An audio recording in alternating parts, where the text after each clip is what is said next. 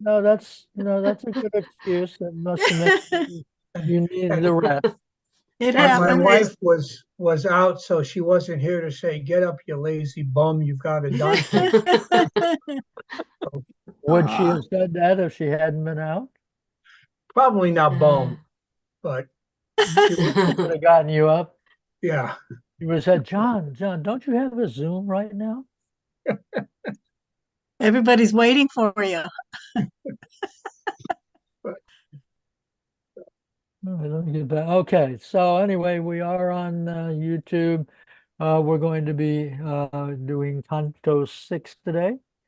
We'll read through it in English all the way from start to finish.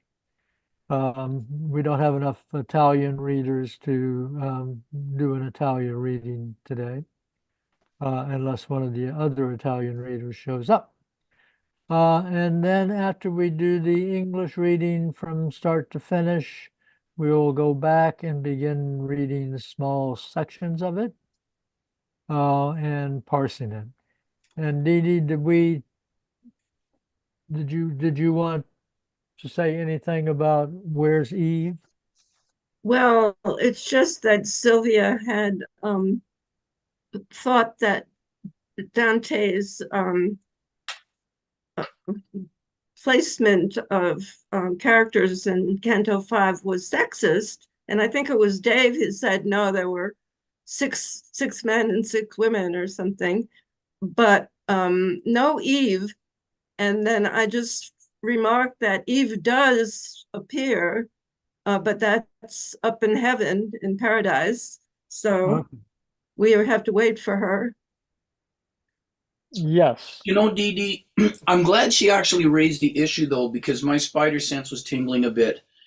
Because I searched while you were discussing, I did a Google search trying to figure out which of Chaucer's Canterbury Tales had a lot of misogyny in it, and I couldn't find it. But I think given the era, it's probably something we want to look at. And if, we do the statistics like I did last time, it's kind of clean. We kind of found him not culpable for statistically, but I think it's worth looking at one way or another, because if it turns out that, he's pretty even-handed, that's pretty good for for some of the standards of the time. Yeah, and it is a fact that Dante is frequently an outlier. Right. He does not conform to the standards of the time in many, many ways. And Duncan, could I just ask, just as a kind of final comment about Canto 5, about Paolo and Francesca. This may have been said because I'm a bit attention deficit and I miss it, but I was thinking today too, in addition to the reasons that you gave for their being consigned to the Inferno, is it also that there doesn't seem to be much, let us not to the marriage of true minds admit impediments, that this seems by the description here to have been a pretty physical relationship. Am I seeing that correctly, or do others have kind of a different take on that? You mean between Paolo and Francesca? Yeah, I mean, so had they? I'm just wondering if they'd stepped out of their marriage, and there was a lot of kind of soulmate kind of thing there. If it would have been a bit different, I'm just wondering. There actually, at least according to some explanations, there is a soulmate thing there. Okay. And if they had stuck to the soulmate part of things, Right. it would be in a very different location Right. in Dante and Cosmos.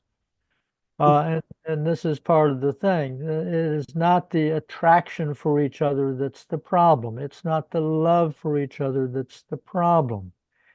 It is actually the physical mistaking.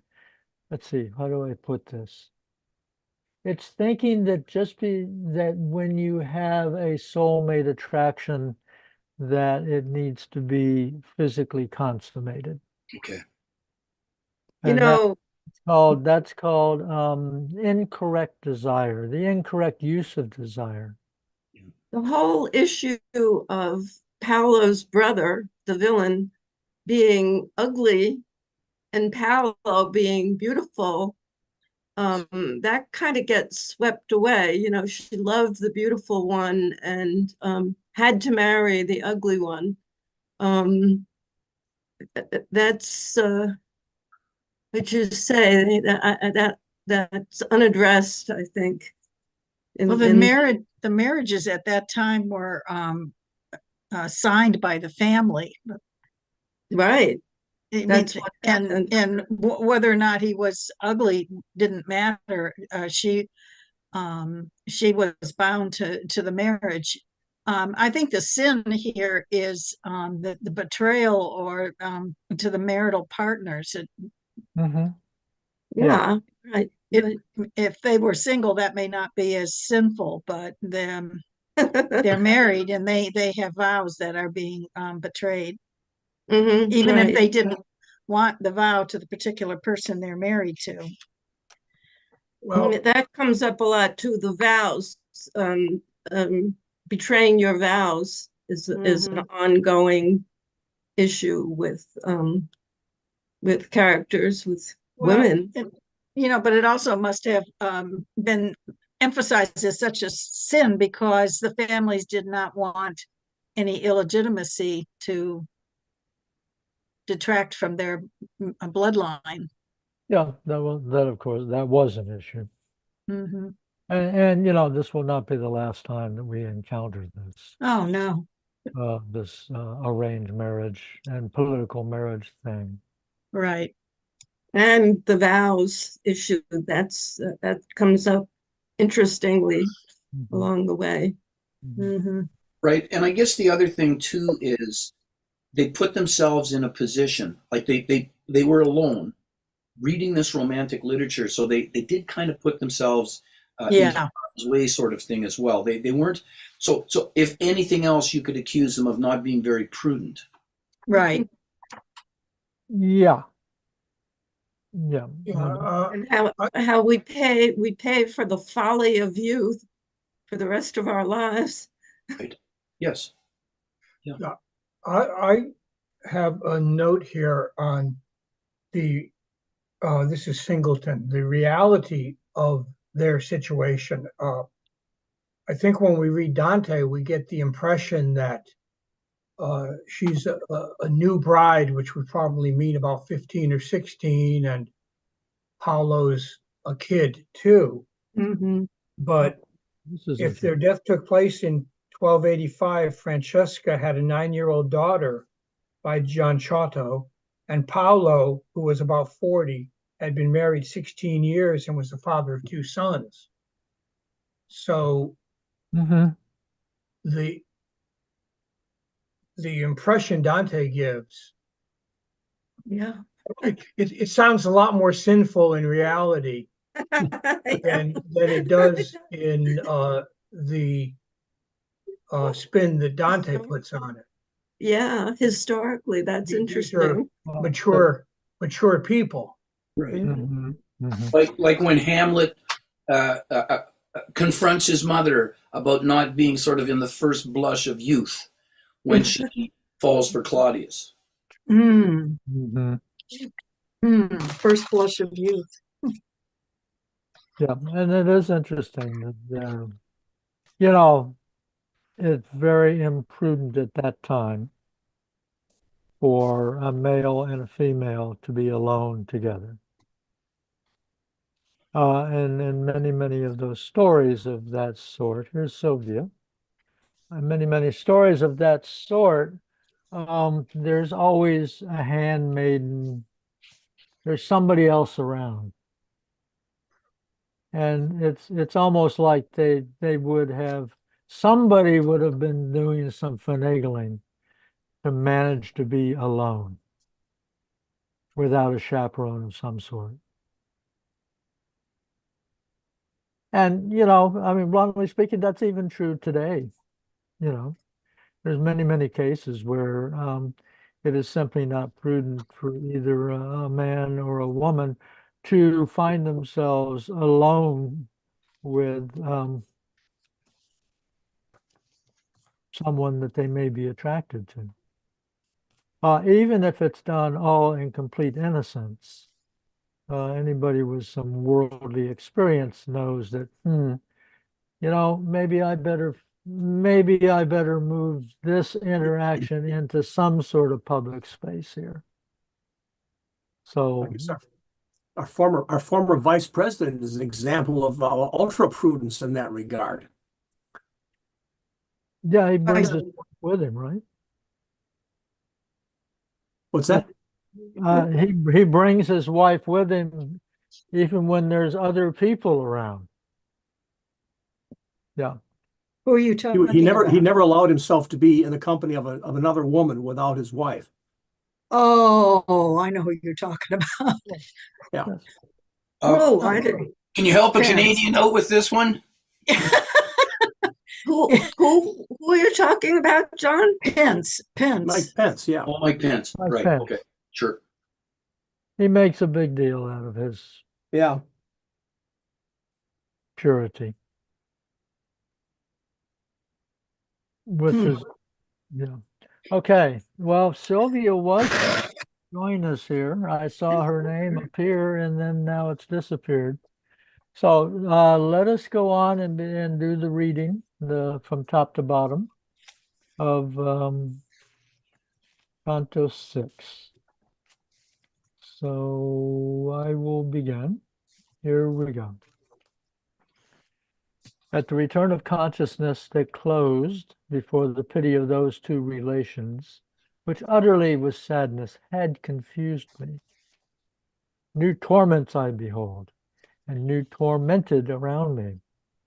Whichsoever way I move, and whichsoever way I turn and gaze. In the third circle am I of the rain, eternal, maledict and cold and heavy. Its law and quality are never new. Huge hail and water, somber-hued in snow, athwart the tenebrous air pour down amain. Noisome the earth is that receiveth this.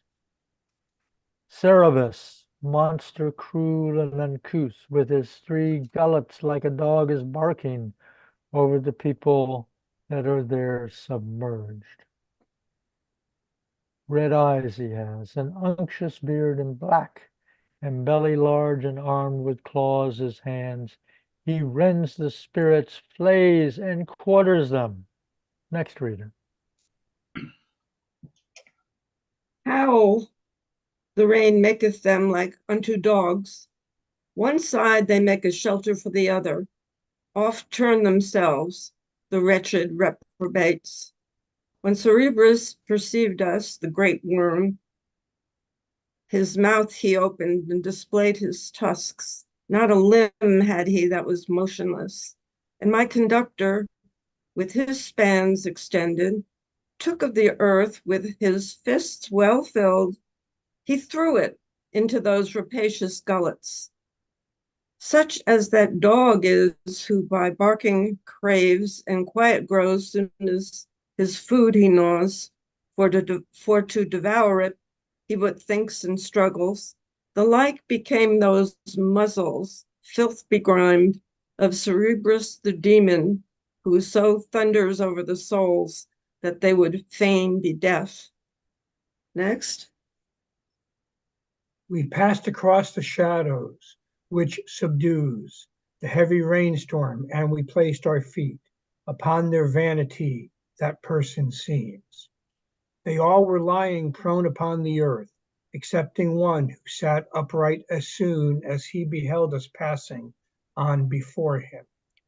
O thou that art conducted through this hell, he said to me, recall me if thou canst. Thyself wast made before I was unmade. And I to him, the anguish which thou hast, perhaps dost draw thee out of my remembrance, so that it seems not I have ever seen thee. But tell me who thou art, that in so doleful a place art put, and in such punishment, if some are greater, none is so displeasing. Next, please. And he to me, The city which is full of envy, so that now the sap runs over, held me within it in the life serene. Your citizens were wont to call me Chaco, for the pernicious sin of gluttony. I, as thou seest, am battered by this rain.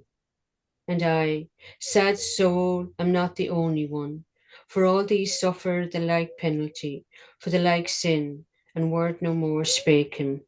I answered him, Jaco, thy wretchedness weighs on me, so that it to weep invites me. But tell me, if thou knowest to what shall come, the citizens of the divided city, if any there, be just, and the occasion, tell me why so much discord has assailed it. And he to me, they, after long contention, will come to bloodshed, and the rustic party will drive the other out with much offence. Then afterwards behoves it this one fall within 3 suns, and rise again the other by force of him who now is on the coast. High will it hold its forehead a long while, keeping the other under heavy burdens, however it weeps thereat and is indignant. Next, please. 2 righteous men there are, whom none will heed. 3 sparks from hell, avarice, envy, pride.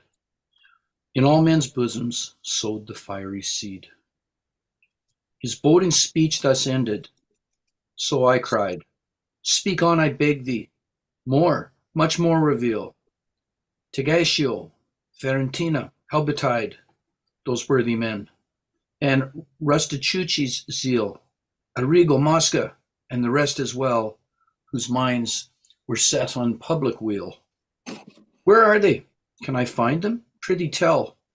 I am consumed with my desire to know. Feasting in heaven or poisoned in hell? Next, please. And they are among the blacker souls. A different sin downweighs them to the bottom. If thou so far descendest, thou can see them. But when thou art again in the sweet world, I pray thee to the mind of others bring me. No more I tell thee, and no more I answer.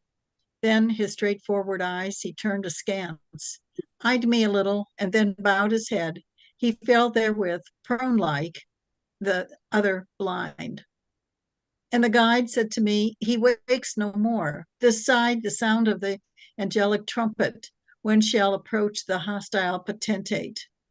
Each one shall find again his dismal tomb, shall reassume his flesh and his own figure, shall hear what through eternity re-echoes. Next. So we passed onward o'er the filthy mixture of shadows and of rain, with footsteps slow, touching a little on the future life. Wherefore I said, Master, these torments here, will they increase after the mighty sentence, or lesser be, or will they be as burning? And he to me, return unto thy science, which wills that as the thing more perfect is, the more it feels of pleasure and of pain. Albeit that this people maledict of true perfection never can attain, hereafter more than now they look to be. Round in a circle by that road we went, speaking much more, which I do not repeat. We came to the point where the descent is. There we found Plutus, the great enemy.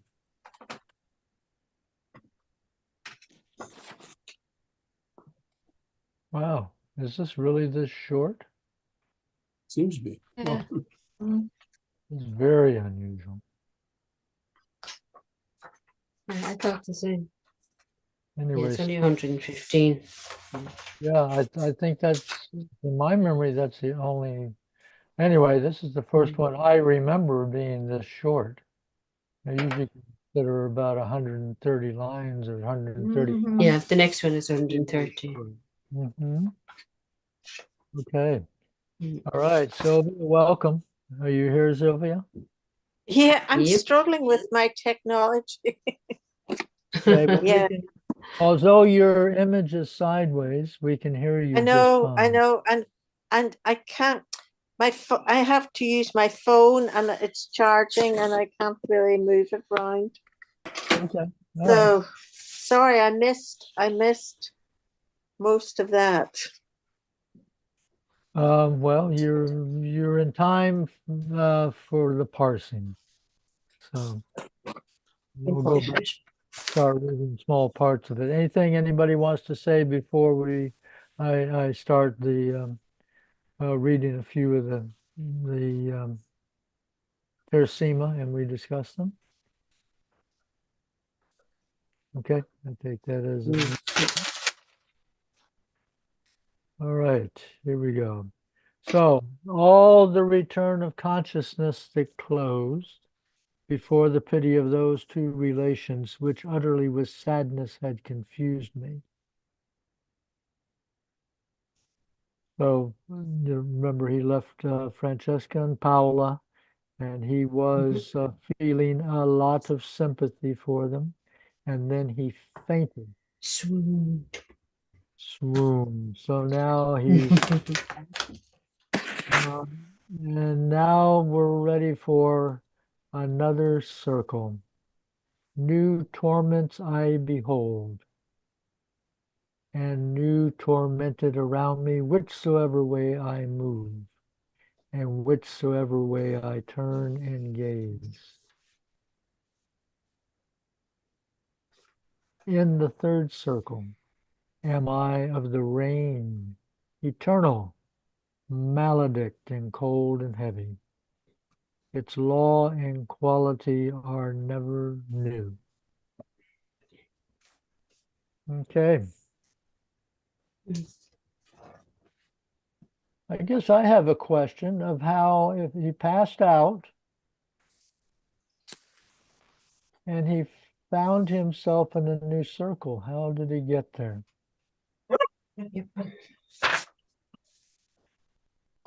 Doesn't he get carried sometimes in? It's either in purgatorio, I think. Like this is not the only time he passes out. Oh, right. No, this is his No. second time. Right, and He there's- doesn't remember going across the river either. correct, and there's more to come, which is a convenient narrative technique. I might add. Yes, I think it's exactly. I think it's to kind of demonstrate to us the immature Dante. Right. The one that is just entirely too shocked by things. Say that again. The immature Dante who's entirely too shocked by things that will not shock the later Dante. No. Well, Barolini seems to suggest it's just a technique. He leaps to the next and doesn't bother with it. Leaves it for us to question or not. Okay.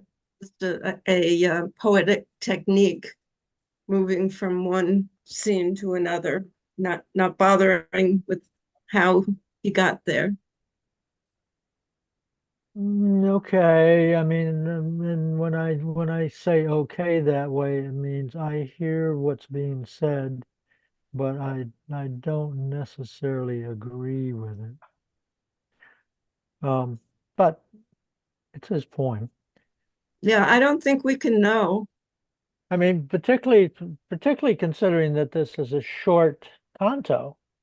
So why he couldn't have passed out and then come to consciousness and consciously crossed to the next level. I don't know. I don't think it's beyond his powers to have done that in a convincing way.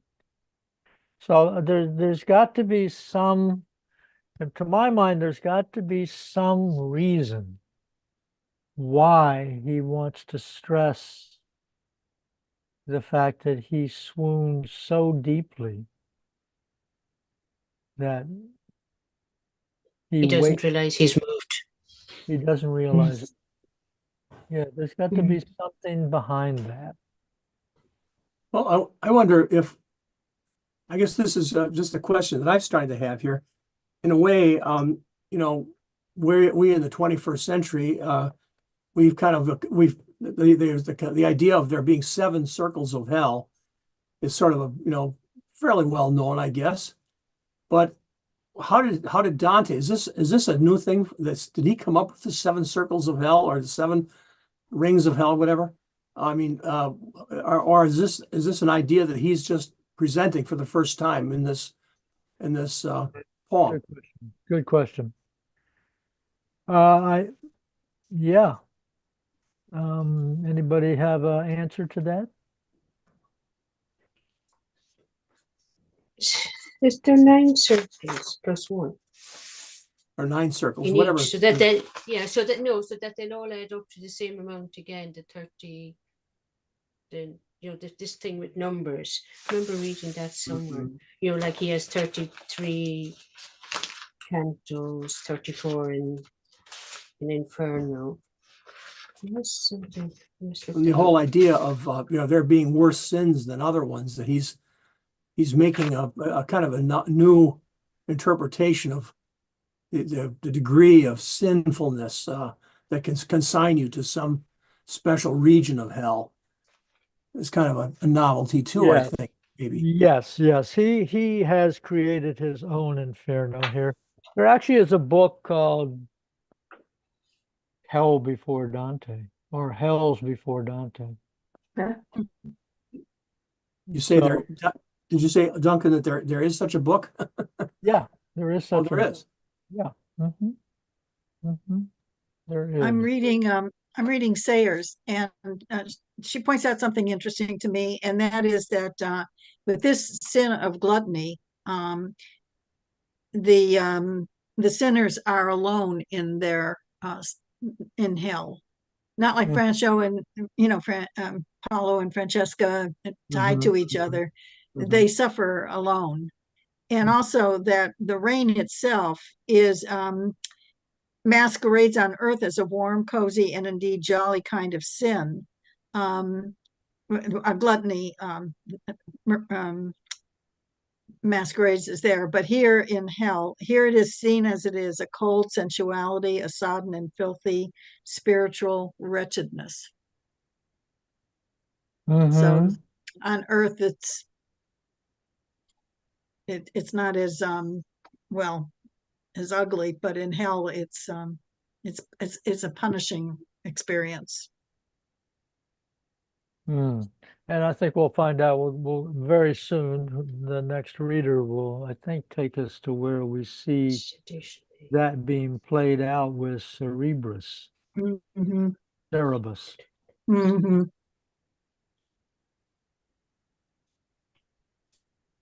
Yeah. So I'll just repeat the last lines. In the 3rd circle am I of the rain, eternal, maledict, cold and heavy. Its law in I found the structure, Duncan. Okay. Where I was saying about the numbers, yeah. So we know about 33 cantos. The structure of the 3 realms follow a communal numerical pattern, the same thing, of 9 plus 1 for a total of 10.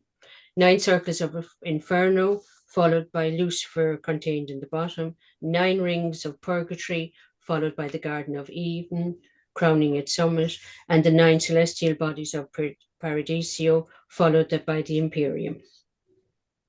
So it's all to do with numbers the whole way through.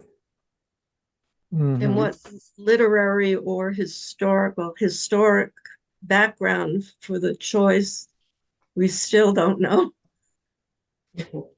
Yeah, but it's a good question. It's a good question.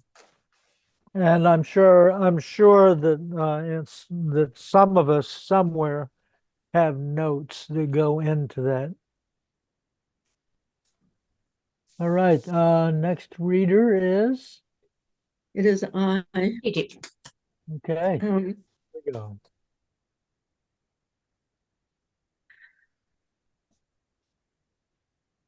Starting with line. Huge hail and water somber hued and snow athwart the tenebrous air poured down amain. Noisome the earth is that receiveth this.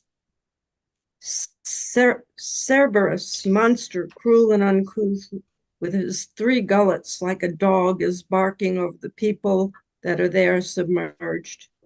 Red eyes he has, an unctuous beard, and black, and belly large, and armed with claws his hands. He rends the spirits, flays and quarters them. Okay, one more line, one more verse. How the rain maketh them like unto dogs.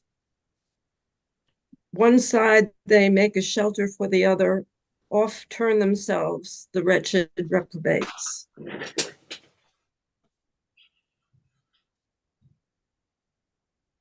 Okay. And this is all happening to souls. Mhm. How are, this is a daft question now, it just struck me when I was reading it. How are Dante and Virgil not affected by this rain and snow? How are they able to walk through? They witness it. He's describing it. Yeah, this goes back. There's something about Beatrice not being harmed by going down there. And yeah, there must be some way they can do it as well. Yeah, they have some kind of protection, Yes. even though they're there. I think it already comes up prior to Is this. it? Okay. Oh, it came up it came up just prior to this in Canto 5, where Or when everybody they were in the wind. with the wind. Yeah. And it came up even before that in Limbo, where the souls in Limbo were chasing the banner and being stung by insects. But it doesn't explain how they're not affected by what they're witnessing. Well, they're not sinners of any of those types, or at least they haven't been convicted of being sinners of any of those types. I mean, in Limbo, I mean, they're not, neither Virgil nor Dante are viewed as not taking sides. And in the realm of the carnal passions, they haven't been convicted of the sin of carnal passion. And in this one, they're not convicted of gluttony. So, at least in my mind, the reason, Anne, is because the sinners They're not guilty of any of these. they're not guilty of that particular sin, or they haven't been convicted Okay. of it anyway. And it's really an inside job, so to speak. It's the condition of the soul itself that brings about the torment.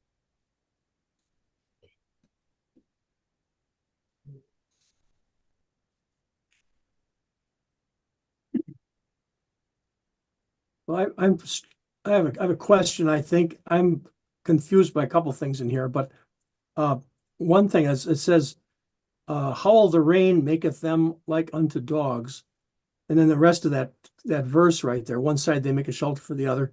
I guess I'm having a hard time with the image that is projected there, and I'm wondering about the Italian. If anybody can help out, is he saying that the rain is named Howl? Howl the rain. Howl the No, rain? it's an infinitive in the Latin. The rain makes them howl. Oh, okay. Yeah, and in mine it says under the rain they howl like dogs. Okay. Yeah. Mm-hmm. So this is Longfellow.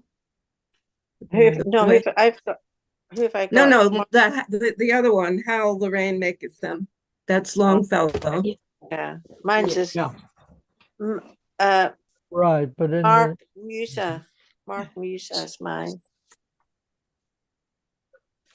And then the rest of that verse, on one side they make a shelter for the other. I mean, is he talking about the 3 heads, and they turn themselves off? They turn themselves off, turn themselves to retro. I mean, that whole thing is The English Well, I translation. kept thinking they they just were need turning love. themselves over to try to shelter one side, and then the other side would be suffering.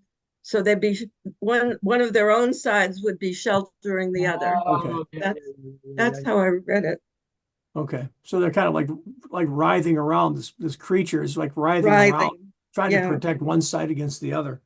yeah, because they're continually exposed to the rain and the snow, Okay. cold. And I mean, the idea of gluttony is pleasure, physical pleasure, right? Yeah. Uh, and so, this is the contrapasso. So they're getting lots of stimulation, but none of it is pleasurable. Okay. Oh, yeah.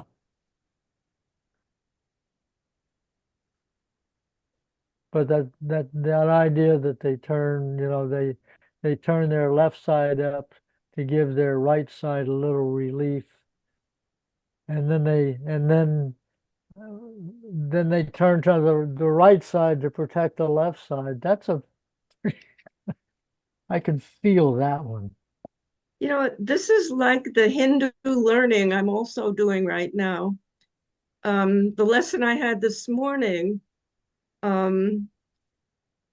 evil is really evil against yourself, your Mhm. true self. Your true self is good. So Mhm. if you transgress, you are punishing your own soul. And here,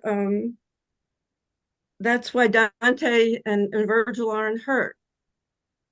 The sinners essentially are punishing themselves. Yes, that's how I view it. Well, like the sin of More than one tradition at a time. well, the sin of gluttony, it would be poetic because you feed yourself something that is an indulgence, and so in hell you're feeding yourself your punishment. But even if you're hurting someone else, it's you hurting and harming yourself. I'm going to learn more about that tomorrow and this week. Well, but I think we're talking about the sin that you hurt yourself.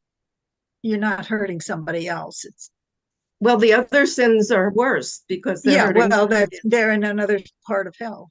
Right, Yeah, but I would say for the moment, let's stick to the sins where the sinners are hurting themselves. yeah, but the souls aren't hurting others, so they're in a higher level of the Inferno, whereas the souls that hurt others, even it's their own soul they're punishing. It's a more dire punishment, or they're more reprehensible to themselves.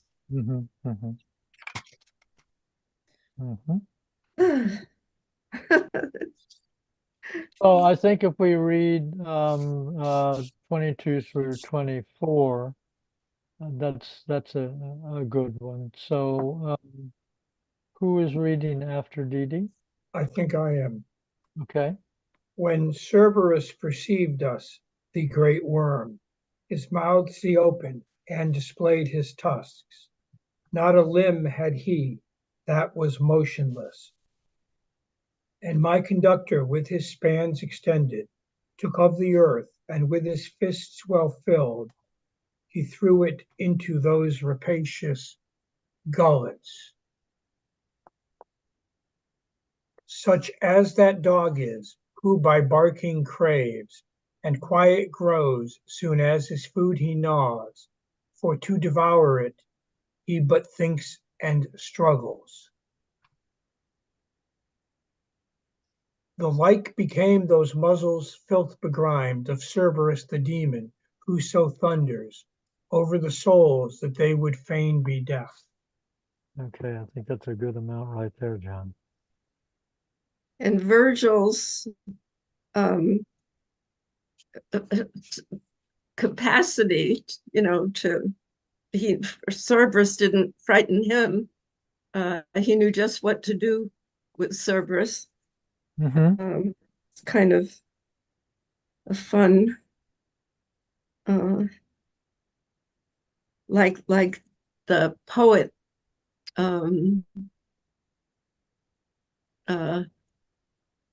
stifles the monster.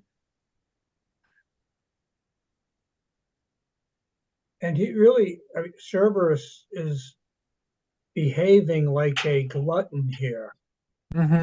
He's like the dog that's just craving its food and gobbles it down.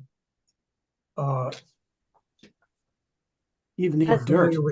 familiar with dogs like that, right? There are those dogs you can free feed, and those that you absolutely have to portion out the right amount because they'll just keep eating. And John, where does he? So tell us about him in the classical world. Cerberus? Yeah. In the Aeneid, his function is something like it is here. He's just sort of a guard. In some of the earlier Greek traditions, he would actually sometimes devour the dead. And Hercules' 12th labor was to bring my own Cerberus is acting up here. Hercules' 12th labor was to bring Cerberus up from the underworld, and he did do that, but then he returned him unharmed. So in some of the Greek traditions, he's as frightening as he is here, but in Virgil's Aeneid, he's pretty much just a guardian. Why was that one of Hercules's labors to bring Cerberus up? The king, who I think his name was Eurystheus, wanted to. Hercules had gotten in trouble with the gods for some act of impiety that I can't recall, and so he had to do these labors, and he had succeeded at the first 11, and it was an attempt to give him one that wasn't possible to do, but he still managed to do it. So he went down in the underworld Yeah. And brought up Cerberus. Yeah, but then he returned him. Is your dog really called Cerberus? No, the dogs are Luna and Stella.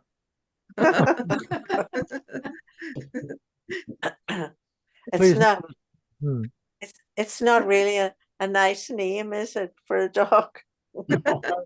Cerberus? I don't know. I can think of some dogs that would be a great name for. Yeah. But please notice here we are answering our own question about Dante's design of hell, because obviously in other Christian, well, I'm saying probably obviously in other Christian designed hells, you didn't have these Greeks and classical, mythological figures like Cerberus or Charon. So definitely Dante is being quite liberal in his use of all materials. And certainly the inclusion of Saladin back in Limbo was an Averroes, would have been quite shocking. So he's definitely making this Inferno his creation. Yeah, the next two verses really describe this gluttony. Cerberus is like the champion of gluttony. Hmm.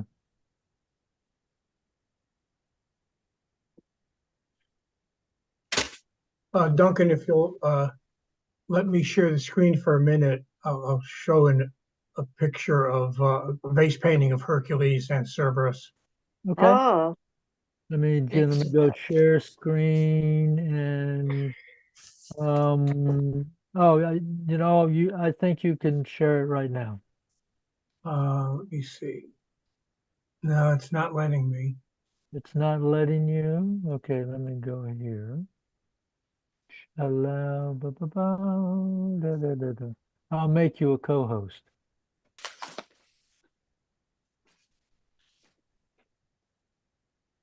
I knew this existed, so I very quickly Googled it. Mm-hmm. So here he is bringing Cerberus, and King Eurysthenes, who ordered him to, is trying to hide in a pot, in a large pot, because he's frightened. Wow. So anyway, Mm-hmm. oh my. that's all. Oh, Thank you. thank Thank you. Thank you. Yeah. All right. Shall we proceed on with the reading? I guess I can't resist making a comment about Cerberus's appearances in that famous motion picture Ghostbusters. So the humorous aside.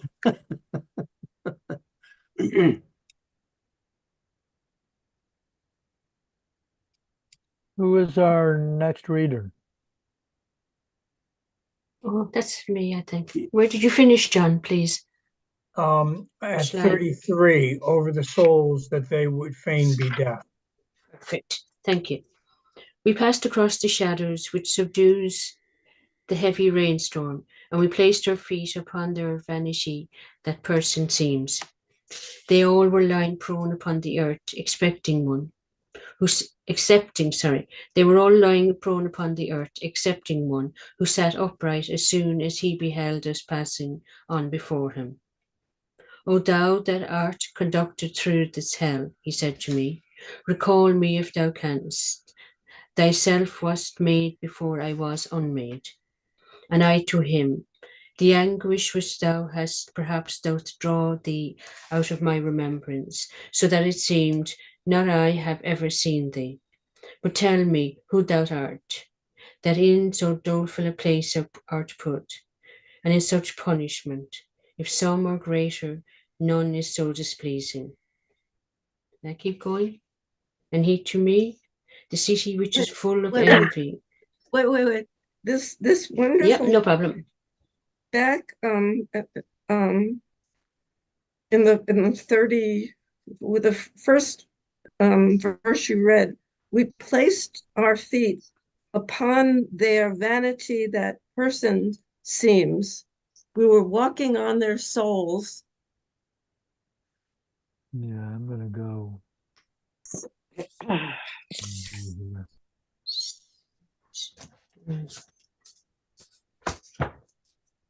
Yeah, that's a very awkward. At least it comes to me as very awkward. How does Sayers translate it? You have Sayers, Sylvia? No. I have it actually, Dee Dee. Let me give it a try. I'm assuming you want me to start at line 34, correct? Yeah. The heavy rainstorm. Yeah. Then o'er the shades, whom the heavy who the rains I'll try. Let me start again. Then o'er the shades, whom the rain's heavy fall beats down, we forward went. Our feet trod their nothingness, which seems corporeal. I'm not sure that helps, but that's Sayers. It does help.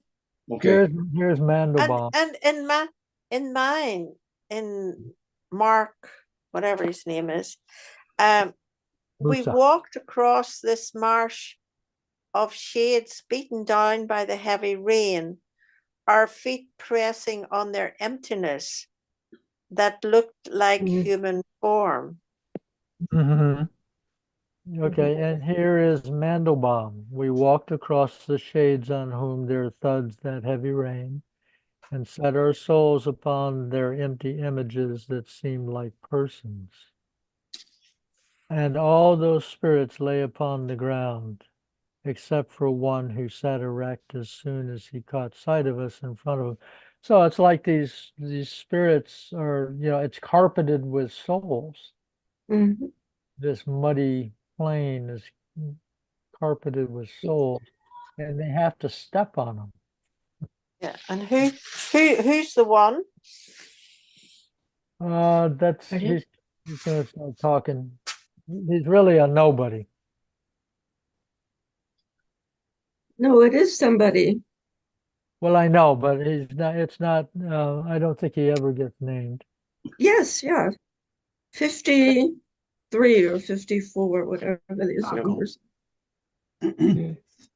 Kiak, Kiak, Giaco, yeah. Okay, Kiak. you citizens Do were you think once. is that referencing back to that one? Yes. Oh, was he the one Yeah. that was upright and not on the ground? That's right. Yes. Mhm. Yes. Mm.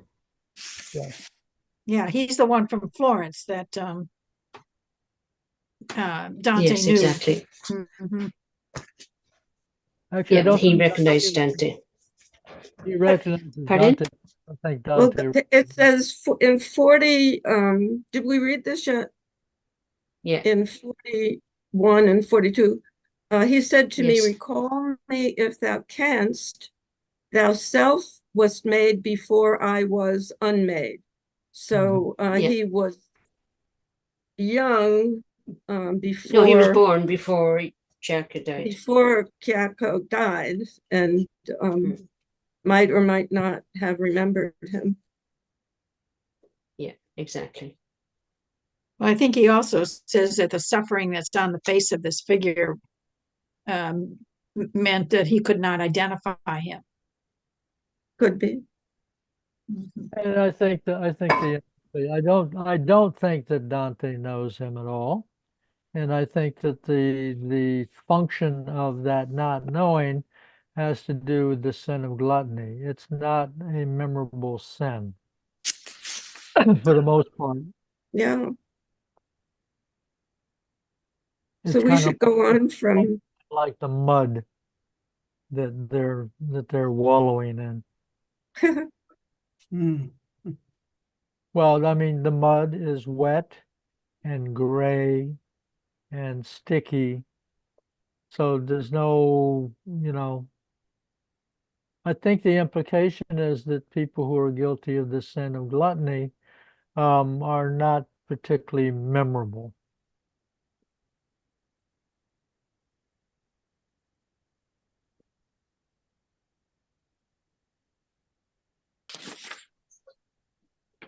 I mean, I think that's a good point, Duncan.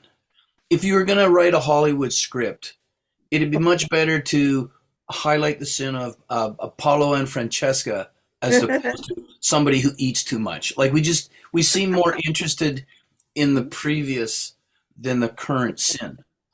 I know.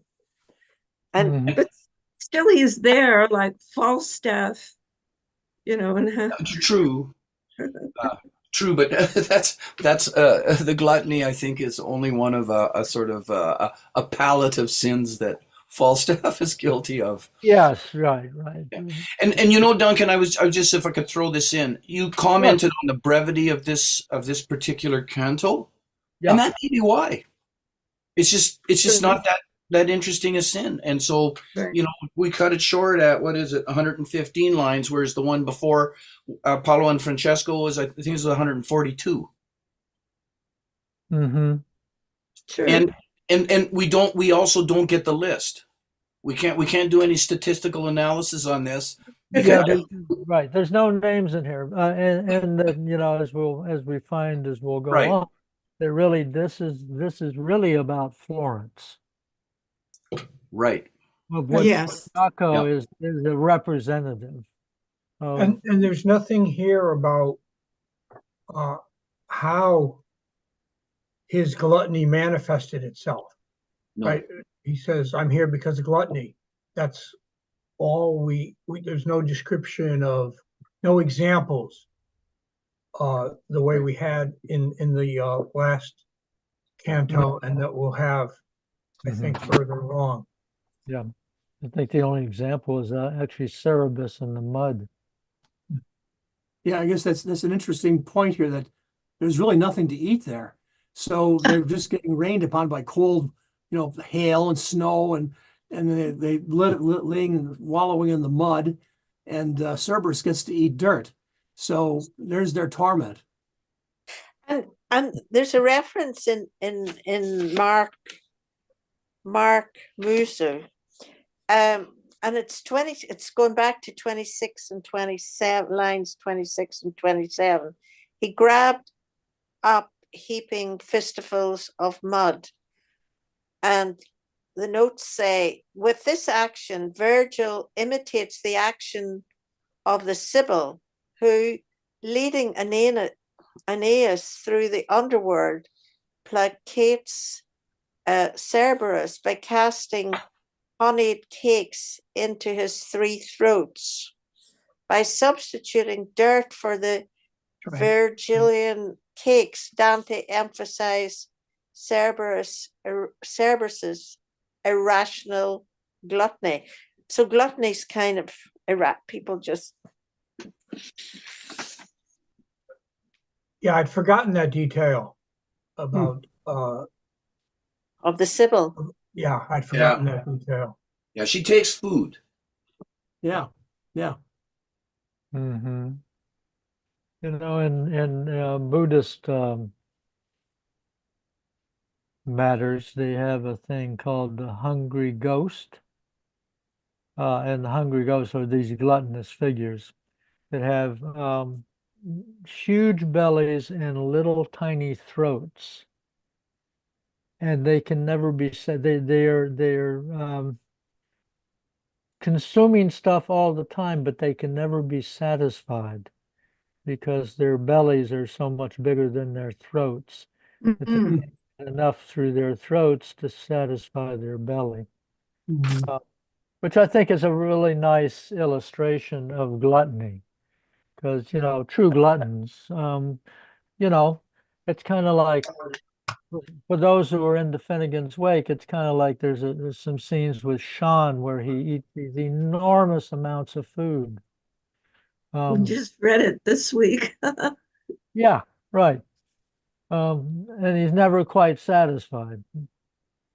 And there's an expression that says his eyes were bigger than his belly. Yes. Which is about gluttony. A wise old saying. Yeah.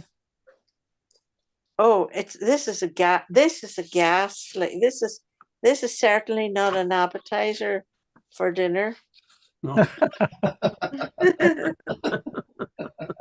It is just so disgusting. But Inferno is disgusting. Okay. Sounds like we're ready to proceed on. We ready? Yeah. And did you read last? Yes, yeah. Okay. Your action. I'm assuming we're at line 40. Is that where you left off, Anne? Oh, sorry. I was on the wrong page. Sorry. Okay. Yeah. Further. Oh, no, is it about 49? Yeah, I was just going to say it. Sorry. I'm down to 49. Oh, you're 40. Oh, okay. Sorry. I promise I wasn't sleeping while you read. A native city, said he, where envy teems and swells so that already it brims the sack, called me her own in life where the light beams. Chaco, you citizens nicknamed me, alack. Damnable gluttony was my soul's disease. So I see how I waste for it now in the rain's rack. And I, poor sinner, am not alone. All these lie bound in the like penalty with me for the like offense. And there he held his peace. I can continue if you want, but that might be a good place to stop. This word, Chiaco, is not his given name. It means a pig. That's what, Okay, according to Sayers. It's not the man's given name. That It means a fits. pig. Hug. Good. It's a nickname. It's a nickname for the guy. Mm-hmm. And then Sayers goes on to say that, well, the word means pig, and according to Boccaccio, was the nickname of a Florentine gentleman notorious for his glutton. Yeah, but Boccaccio follows Dante, so he may Yeah. simply be taking what he has here rather Mhm. than have another source. Who knows? Yeah. But it is interesting the way he words it, because it could be just a circumlocution, you citizens called me, but it can also mean literally, that's not my name, but that's what they called me. Or his So, name became known for gluttony. Yeah.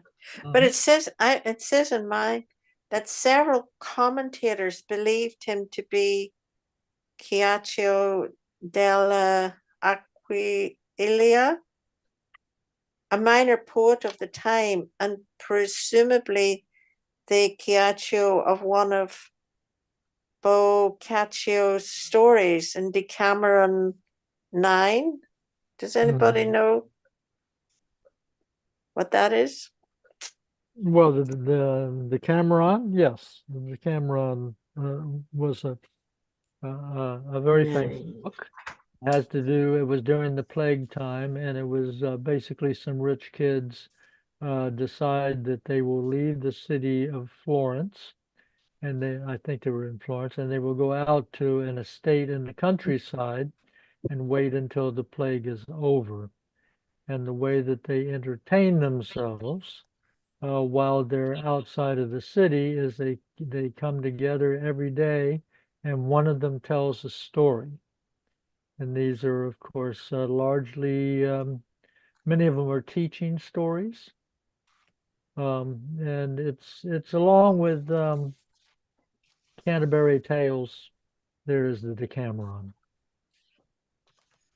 There's a long, the story is told, if you have the Longfellow notes, it tells the whole story, or, it tells a version of the story.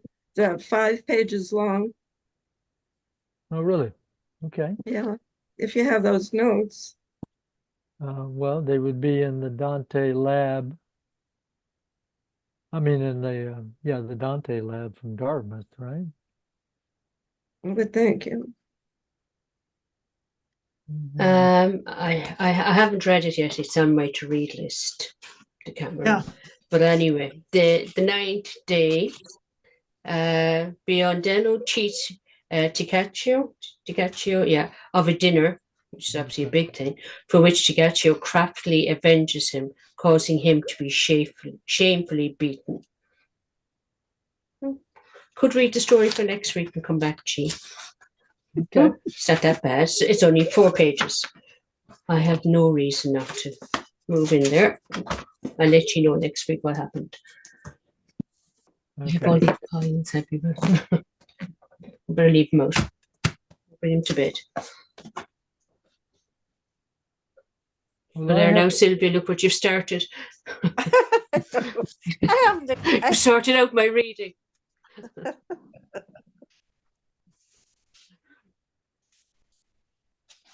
Yeah, I have read, I guess it was in Barolini that actually, although they have Caccio, let me see if I get his name right. I know. Caccio. anyway, he's kind of representative of Florence itself. Yeah, in six. That's like a main character in this is the city of Florence, which of course Florence was noted for being a very consumer goods type place and full of envy.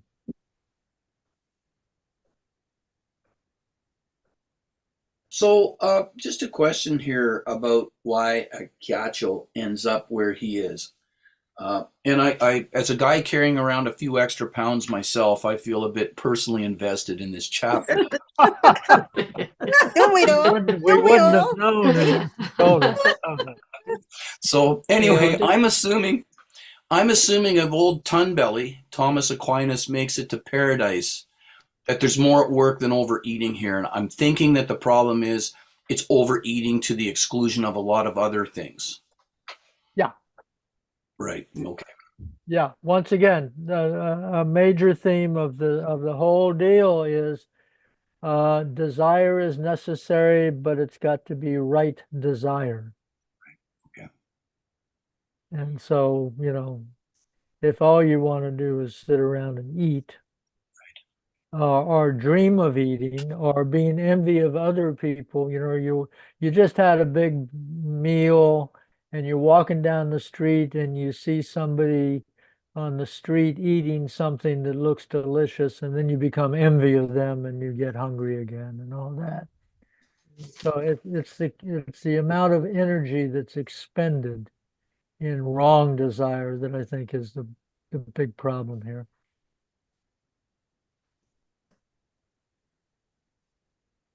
They're not saying don't have pizza. That's comforting.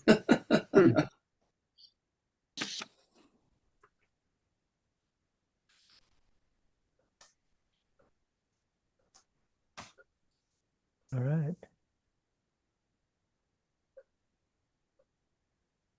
Who's next? and Anna?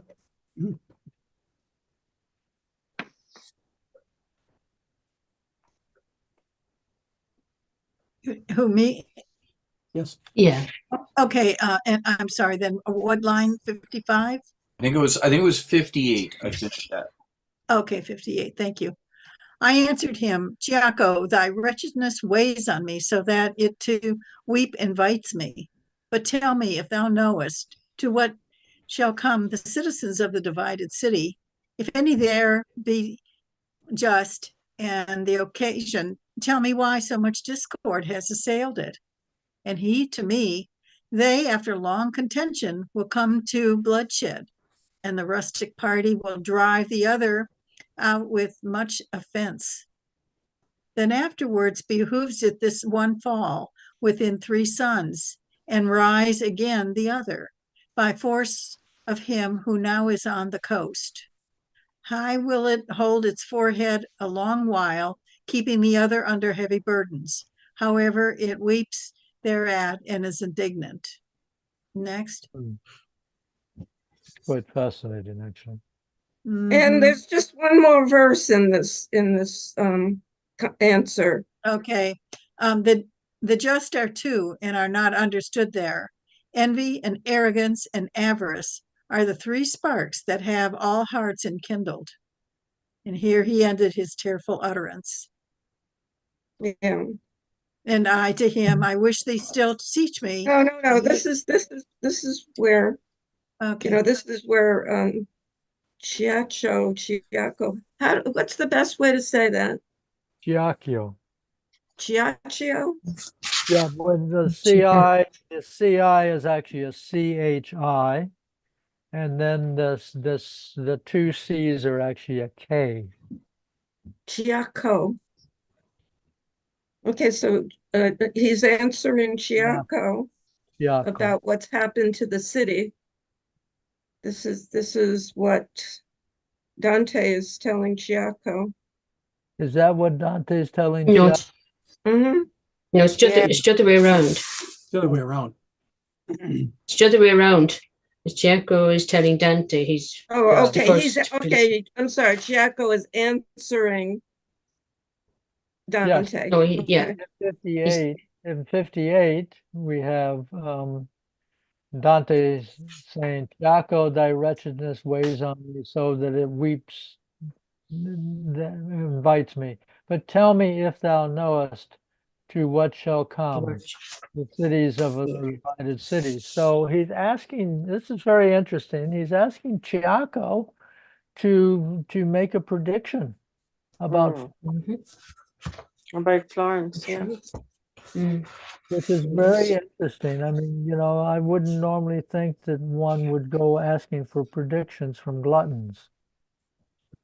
But I think it's setting up the story, isn't it? Like this is being written long after all of these events have happened. Oh, yeah. But Yeah. but this is his way of telling his readers Mm-hmm. what will happen. What he thinks is wrong with Florence. Yes. What, And of course, what it already happened by the time Dante is writing this. Exactly. It's clever. It's very clever as far as storytelling. Yeah. It is, and I'm wondering. Carolina keeps talking about this, Oh, how he tells the story, how he puts all this together, uh-huh. the chronology, everything. So we've now come from gluttony to it sounds like some sort of a civil war has predicted to take place, or maybe has taken place historically by the time this is written. It has been taking place, yes. Mm-hmm. It has, yeah. It's like the envy, arrogance, and avarice on all parties are causing this. The line 64 to 66 is when the white whelps won over the black and they expelled them. And then within 3 sons, which is within 2 years, the black whelps are going to win over the white. And that's when Dante is expelled. Okay. So they used to be together at one time against the Ghibellines, but the Ghibellines are gone at this stage, and the Guelphs, over some kind of a marriage or something somebody backed out of, they split into white and black. I think the white went with the Pope and the black didn't want the Pope involved. Something like that. And then the Pope was the one who didn't let Dante back into Florence. Or is it? Yeah, exactly. And is this Boniface the I think eighth? so. Oh, Boniface the Eighth. Oh, Boniface the Eighth, yeah. Yes. Who's gonna be down in hell? Mm-hmm. Is he? Is he in hell? Yeah, Boniface. No, he's not. He's not in hell yet, Dee Dee. They're waiting for him. They're waiting for him. In that chapter, he says the person who's down the tube says he hears Dante and he says, "Is that you, Boniface?" Oh yeah.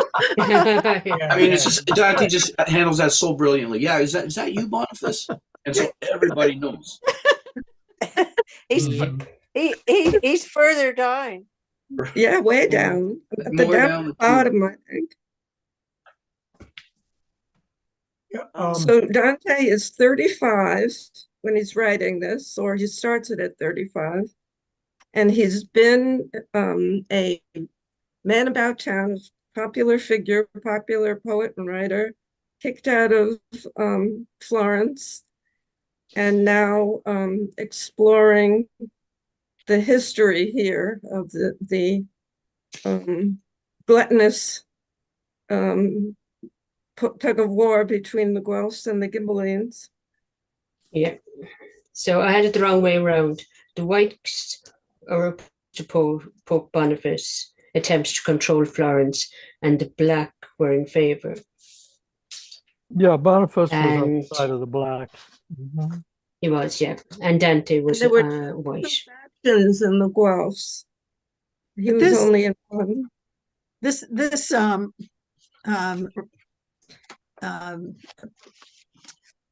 thing is, at this point, it's the Holy Roman Empire versus the Pope for control.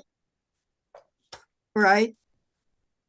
I mean, it's not just the Guelphs and Ghibellines that are in Florence. I think the Ghibellines are also part of the Holy Roman Empire. And Yeah, I The think that's Ghibellines are part- gone at this stage. yeah, but Yeah. the contention was over control of, I suppose, Italy Florence. and Florence. Yeah, the control. So the pressure is enormous.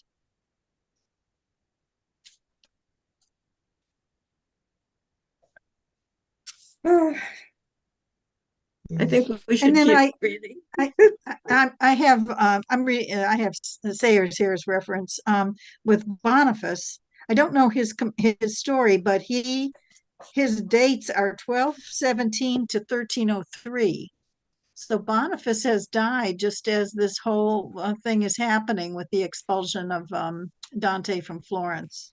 Mhm. So it's the next pope then, because the pope was the one, the church was what kept Dante from returning to Florence, or Mhm. so sure Yeah. the history. So we have to look up. I have to look up Boniface. I'll do that for next week. What was his story?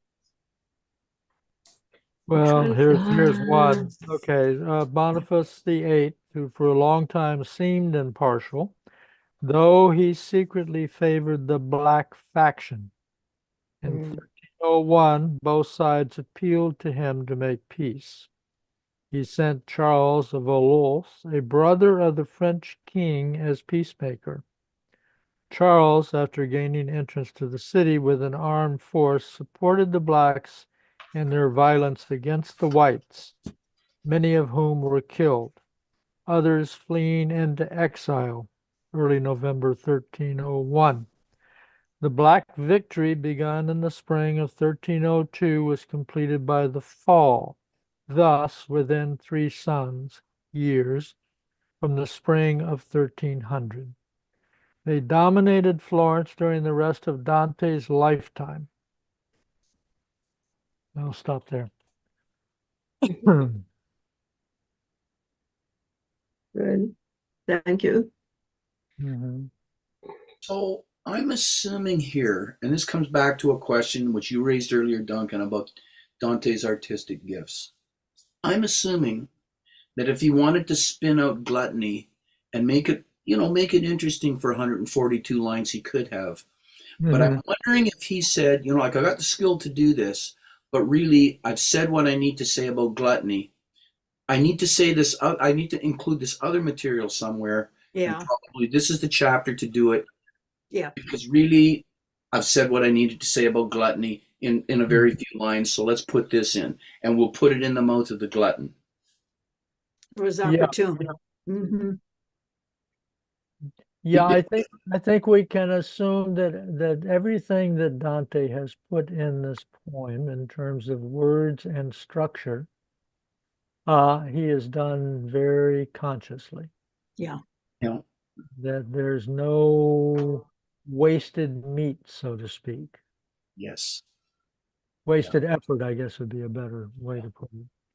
And that he wants to keep it as succinct as possible at the same time. Right. So, The political forces, so let's see, line 77, I think, and 78. Envy, arrogance, and avarice are the 3 sparks that have all hearts enkindled. It's like today's politics. yes, yes. Mhm. If we can back up a second, there's something I found striking at 58 through 60. Okay. He says, "Thy wretchedness weighs on me, so that it to weep invites me." And then he goes on to say, "Tell me about Florence." If we flip back to 5, he Yeah. says to Francesca, this is like 116, 117 of 5. thine agonies sad and compassionate to weeping make me. In Mhm. 5, he cries. In 6, it invites him to, but he doesn't. And then he asks her about her and Paolo. But he really has no interest in this glutton. He's polite enough to try to get a response out of him. And he wants information, but he doesn't, he doesn't say, well, elaborate on what got you here or anything like that. Yeah, it's very perfunctory. It's very Goes to the point Dave was making. yeah. Yes. Sorry, go ahead. No. It is so perfunctory what Dante says here. I'm like, hey, Chiaco, yeah, man, your story really makes me a little sad. But by the way, can you tell me a little bit about what's going on in Florence? Controlling the conversation. What's going on back home? So my question also here is, and I haven't read this for a bit, so a little bit fuzzy on it. But isn't there a mixed bag? Like he's asking Chaco what's going on in Florence, what's going to happen in Florence, but aren't there other people he encounters who ask him what's going on up there? Yes, later on. Yeah. Yeah, that's explained somewhere later on, that they can see the future, Future. but when it becomes the present, they lose sight of it. It's explained somewhere Thank you. It down is, the yeah. road. Well, there's that, and there's going to be a lot of, he's going to meet a lot of people, and the people are going to say, Dante, when you get back to Florence, would you tell my sister, blah, blah, blah, blah, blah, or would you remind my family that I still exist? There's going to be a lot of that, and there's none of that here.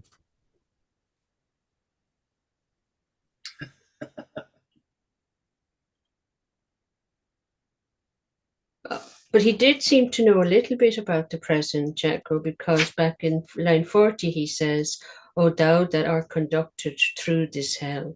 He never asked him who they were or what was going on or why he was alive. Well, but He he seemed to know. he knows He about him. knows. Yeah, he the next lines, thyself was made before I was unmade. No, yeah, but yeah. He seems to know who he is. Yeah, and he seems to know what's going on. O thou that art conducted through this hell. Tell me if thou canst, thou wast made before I was unmade.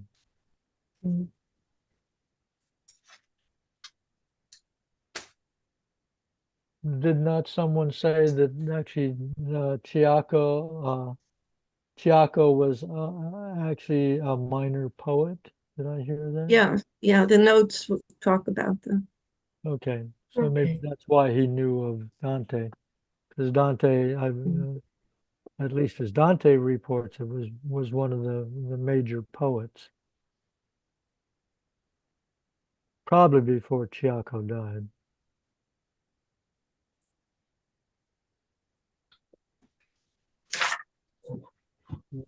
Oh,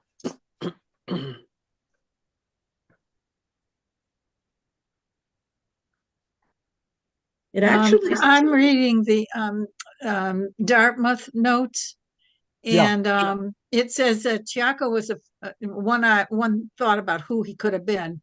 Chiaco was a Florentine banker who ate and drank so much that his eyesight went bad, and as a result, he could not count money, and people made fun of him. He knew Dante and died before Dante turned 14. And then he says this is the most detailed and specific account we have of any early commentator. And is that a Hollander note? Yes. Huh. Okay. Great. And then it says Dante refers to his poor eyesight and detailed about Chiaco's glance. Hmm.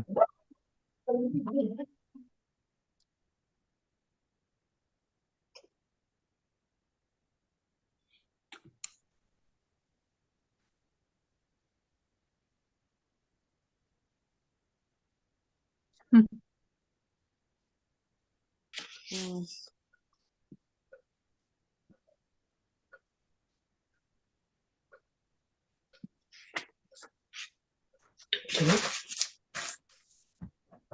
All righty. Mhm. Do we proceed on or do we wrap it up here? I, I don't mind. I, It's all a matter of appetite at this point. That's Our appetite. You're hungry. I'm fine. I'm fine. I'm talking about the appetite. You know, Okay, I'm the greedy one. I say we should just read to the end, but then we can go back and start talking about it next time. so you want to start at whatever verse we left off at and read to the end? And Mhm. then you're going to remind us next time where we want to start our parsing again. Is that right, Dee Dee? Yeah. Okay. All right. Okay. So where do we start our reading now? Okay, so right there, I'll just start because it's my turn. Okay, great. Mine. Here ended What- he his careful utterance, and I to him, I wish thee still to teach me and make a gift to me of further speech. Farinata and Tegiao, once so worthy, Jacopo Rustici, Arrigo and Mosca, and others who on good deeds set their thoughts. Say where they are, and cause that I may know them, for great desire constraineth me to learn if heaven doth sweeten them, or hell and venom. And they are among the blacker souls, a different sin downweighs them to the bottom. If thou so far descendest, thou canst see them. But when thou art again in the sweet world, I pray thee to mind of others bring me. No more I tell thee, and no more I answer. Then his straightforward eyes he turned askance, eyed me a little, then bowed his head. He therewith prone like the other blind. So I'll just end there. Okay, who's after you? am I after John? I haven't got a handle on Yeah. Yes, where I- Sylvia. Thank you, Sylvia. Yeah. My guide then said to me, he'll wake no more until the day the angel's trumpet blows, when the unfriendly judge shall come down here. Each soul shall find again his wretched tomb, assume his flesh, and take his human shape, and hear his fate resound eternally. And so we made our way through the filthy mess of muddy shades and slush, moving slowly, talking a little about the afterlife. I said, Master, will these torments be increased or lessened on the final judgment day, or will the pain be just the same as now? And he, remember your philosophy. The closer a thing comes to perfection, more keen will be its pleasure or its pain. Although this cursed race of punished souls shall never know the joy of true perfection, more perfect will their pain be then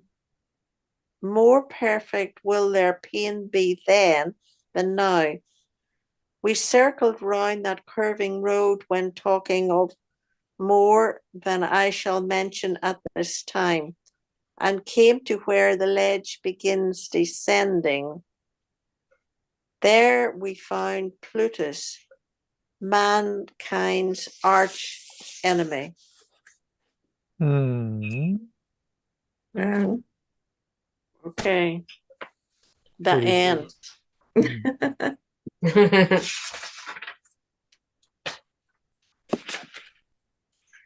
Okay, so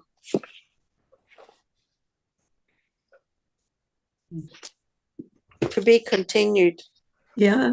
Continue. Yeah, he talks about a lot more than gluttony in this canto. Mhm. Mm. And that whole thing about the what happens after the judgment day is a very interesting one. Mm. Mm. Yeah. Hmm.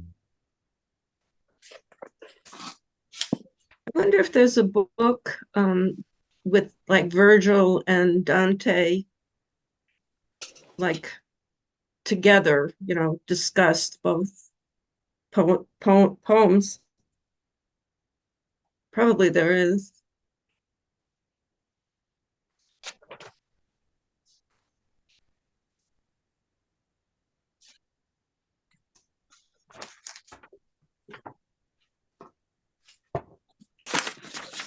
I wonder too if there's a book of a contemporary commedia.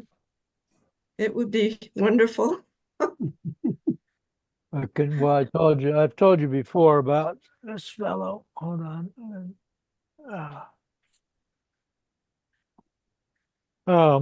That's the comic book.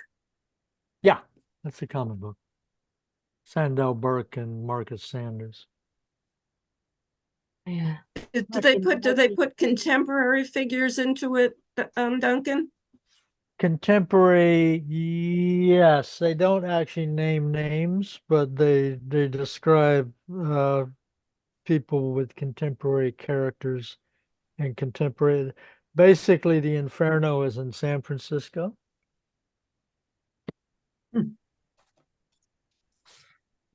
A fit setting at this point in time with the city's problems. Yeah, Big time. maybe I'll go back and take a look at what they say about this Canto. But I'm interested. It should be fun talking next time about what this greater perfection means.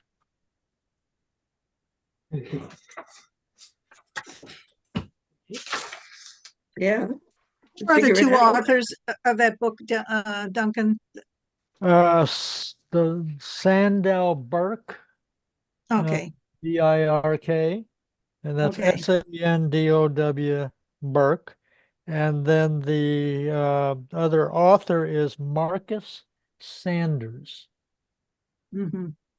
And if you look around, you can find very inexpensive copies of these. Yeah. I actually paid. I bought them as a set and paid more than I needed to pay. Mhm. And it's interesting. I've had this one from the library before. Okay. Mhm. Yeah, I was actually sitting down and making recordings of them for a while. Oh, But Yeah, remember that. maybe 8 or 10 of those, and then I stopped. But maybe it's time to go back and take another look at it. Golly gee. So Dave, you're gonna have to, if you're gonna qualify for gluttony, you're really gonna have to bulk up more. Thank you. That's what you really want.